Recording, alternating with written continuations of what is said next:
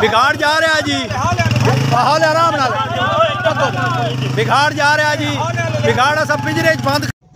یہ خطرناک بھیڑیا تحصیل نورپور تھال کے گاؤں کاٹواں سے پکڑا گیا ہے۔ کل اس کو گاؤں کے لوگوں نے پکڑا۔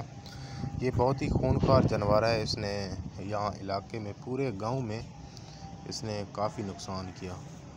سینکڑوں بھیڑ بکریاں اس نے جو ہے وہ بیچارے گاؤں والے لوگوں کی جو ہے وہ اس نے ماری ہیں۔ تو یہ تقریباً 2-3 سال سے اس علاقے میں نقصان کر رہا تھا لیکن پکڑا نہیں گیا۔ تو پچھلے دن گاؤں کے لوگوں نے شکاری کتوں کے ذریعے اس کو پکڑا اور پھر جو ہے اس کو مار دیا ڈنڈوں کے ساتھ۔ ویسے تو یہ بڑا نایاب جانور ہے بھیڑیا، بہت کم پایا جاتا ہے لیکن ہے یہ بہت خطرناک۔ تو اس نے جو ہے کافی نقصان کیا گاؤں کے لوگوں کا، بالآخر پکڑا ہی گیا۔